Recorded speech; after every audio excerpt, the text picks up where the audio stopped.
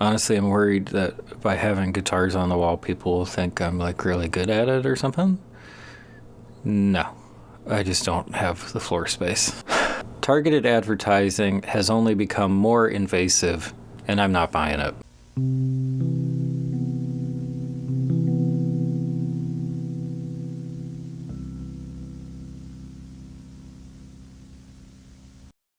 Going to try to make this a quick one. Just in case you're unfamiliar with the term, targeted advertising is the usually web-based approach of serving specific ads to users based on their demographics and their interests. According to marketing people, targeted ads are a win-win. Companies' ad spending goes further and it's more effective, and users are more likely to see ads for things that they actually want. But obviously, that is not how it always works out, and as is the case with most corporate-centric virtual spaces, like this one, online platform holders and brands giving them ad revenue wield a huge amount of power, while the user base of human beings basically just has to put up with whatever decisions are handed down. Even the rare cases of organized, collective online protest by any given user base typically just results in very temporary impacts. And because of that, the negative effects of this power mismatch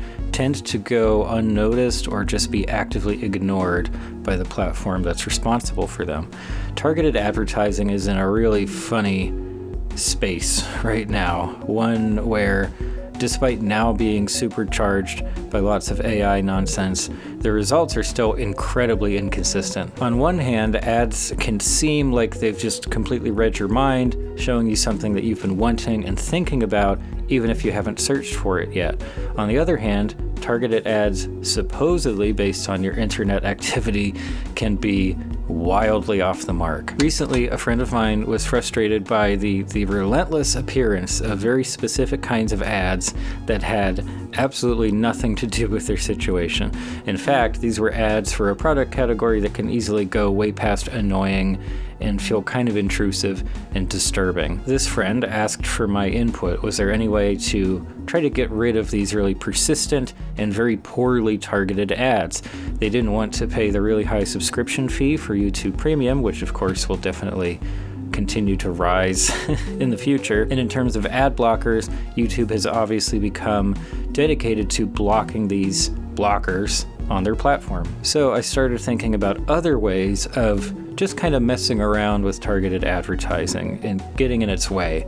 And that's the question that this video is asking. Are there ways for the average person to disrupt targeted advertising systems for their own benefit or just for fun, basically? Well, here's what I have to say about that.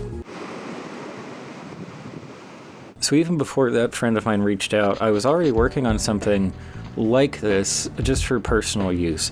A long time ago, I talked about how disturbing it felt for me to hear a lot about, military tensions between world powers in the news, and then immediately see a bunch of military recruiting ads during my regular online scrolling. More recently, I talked about seeing ads closely related to medical conditions I happen to have, and then shortly afterward, learning that my healthcare provider had unknowingly leaked a bunch of users' info to Google Ads. All ads are terrible, but some are more terrible than others. And it's pretty frustrating to feel like I can't go online without being confronted by ads that I have very specific problems with for one reason or another. And honestly, I assumed when I was kind of researching this topic, I assumed that there would be a lot of online guides and discussion about misdirecting targeted ads, but apparently not. Instead, I found a lot of obvious advice for getting fewer ads or trying to avoid targeted advertising to the best of your ability. Stuff like, use a VPN, use niche search engines that aren't quite as awful, and clear your cookies and search history often. Now, obviously, these are useful tips for protecting your online privacy overall, but A, they're not the most accessible options, and B, they're not really about misdirecting advertising, but rather just giving companies less information. Now, in terms of accessibility, a useful VPN is going to cost money no matter what, so that's another subscription to add to the pile. And clearing cookies and search history might sound simple enough, to people like us, but there are a lot of users out there who don't even know what those things are. And not only that, but for a long time now, web advertising has been trying to move away from a system based on cookies and implement systems that rely much more heavily on like deep behavioral analysis, meaning that these kind of old age privacy tips are becoming increasingly irrelevant. So in my research, I found exactly one article that actually gave some useful information about the nature of targeted advertising online and inaccuracies in these systems. It even included an interview with someone from that industry who talked about some of the inherent issues with cookie tracking and ad targeting. And I will link it. I think it's useful and interesting, but it wasn't from a perspective of trying to misdirect this stuff. It was just giving some general information. So in other words, I'm kind of on my own here, at least until you guys add your 2 cents to the conversation. I've tried to come up with some very simple methods that anyone can use to misdirect and antagonize targeted advertising pipelines, all without doing anything that's blatantly illegal, as far as I know.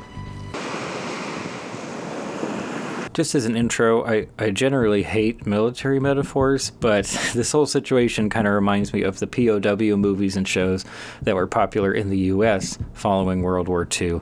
The running theme of these stories is, they're prisoners of war, that they're stuck in one spot and they have lots of restrictions. So all they can do to fight the good fight is to mess with the enemy. It's basically trolling, just in a military context, and kind of less mean-spirited in a way, which is funny to think about. And I think that's a pretty good summary of what we are trying to do here. Misdirecting targeted ads is not the most impactful form of marketing resistance, but it feels good, and it's something. It's something that you can do despite the inherent limitations of the modern digital world. In essence, my recommendation is to use typical forms of internet engagement to provide less data, incorrect data, or even conflicting data to browsers, sites, and platforms that rely on this data to fuel digital advertising marketplaces. Providing less data basically covers the usual suggestions we mentioned earlier. Use browsers that supposedly don't track your activity, check your cookie preferences, and maybe start using a VPN. But these techniques are really just a part of what I'm suggesting. In terms of giving bad data, I think you'll need to start clicking on some ads, ideally ads that have little or nothing to do with your life, where you live, or what you want. Also, please be careful and try to click on ads that seem like they're from legitimate brands, as opposed to the really sketchy clickbait stuff you'll see on the worst websites out there. But I'm recommending this because click-through is a super important metric. As far as an ad marketplace is concerned, a click-through means success. Now, once a customer has arrived at a brand's website through an advertisement, it is up to that website to convert that visit to some kind of sale or additional engagement. But for the original site or the platform where the ad appeared, their job is done. That click also tells that platform and the client that they're serving the right kind of ad to the right kind of customer, which is why you should definitely click on ads that have nothing to do with you and then proceed to not buy anything. On the targeted advertising front, this looks like a success, but on the business front, nothing has actually happened. It's a contradiction. Personally, I've spent the last couple of months repeatedly clicking on Reddit ads for heavy equipment auctions and rentals. I feel comfortable telling you that nothing I do or plan to do requires an electric rope shovel, but that's also part of why this has turned out to be the perfect product category for ad misdirection. Hi, I'm Rich Peters. I'm the product director of Shovels. Because I now get a lot of ads for related products and services, and I think it helps that even though I don't need any of this stuff, I still kind of find it interesting. Like, I kind of want to know how much heavy construction equipment costs, just because.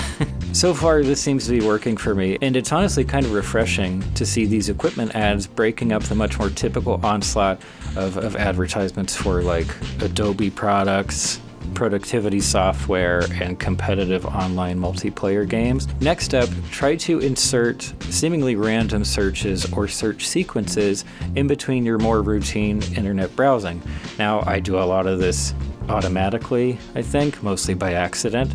I could be in the middle of legitimate research for a video or for my actual job, and then I get distracted and start thinking about some MP3 player from my childhood that hasn't been on sale for years, and I can't remember the name of it or even like the shape. I just have the colors, so I start Googling old MP3 players, but of course there's hundreds of those. Then I realize I'm wasting a lot of time and try to go back to the thing that I was doing before. But overall, random searches are really great. At a basic level, ad targeting relies on chains of logic. Someone searches flu symptoms, then searches flu medicine, and then the browser can safely presume that showing ads for nearby stores that are selling or delivering flu medicine are more likely to get a click and a sale. In contrast, if someone's online searches are more erratic, just bouncing between topics and staying away from commodified concepts, the browser or the platform will have a much harder time matching you with relevant ads. If you want to be really tricky, try throwing in some searches for stuff that you feel like could not possibly be connected to a potential purchase. I'm having a hard time thinking of examples, which is kind of sad, but maybe like the atmospheric composition of Venus, high-resolution scans of historical paintings and documents, the names of different kinds of clouds. Maybe, I don't know, there's probably merch for that. And lastly, I would recommend alternating your search engines and, if possible, even your web browsers that you use on different devices or from day to day. Yeah, the vast majority of popular mainstream browsers and search engines are definitely tracking your activity, but it's also important to remember that these platforms are in competition with one another. For example, Bing and all of its AI trappings and stuff are not going to try to send your data over to Google and vice versa. Over a longer timeline, data definitely might get passed around, especially through acquisitions and stuff. And there are tons of third parties involved too, so it's more complicated than it seems. But this is still a way to give specific platforms less data, even though most of your internet activity is still being tracked. I think that these specific suggestions I've mentioned here complement each other pretty well, and for myself, it's been easy to stick to all of them simultaneously. But as always, this topic doesn't end when I stop talking. I'm really excited and I'm really hoping that people will share their own ideas for how to troll online advertising systems. Like I said earlier, it's not much, but it's ours. This is something that we can do together while also staying in our comfortable and largely segmented internet bubbles. Thank you so much for watching the entire video. A quick channel update, I am trucking along with some other video ideas I like, taking a long time as usual. I'm also thinking about trying some more community stuff. We're actually coming up on the 2nd anniversary of NBI, so maybe that would be a good excuse to set something up. Also, I'm planning to start using Ko-fi as basically a one-stop shop for channel info, updates, things like that. And of course, everyone should be able to access that page for free. It's not paywalled at all. So keep an eye out if you're interested. Well done making it through the summer. I think it's time for a break for all of us. So please take care, and I'll see you next time.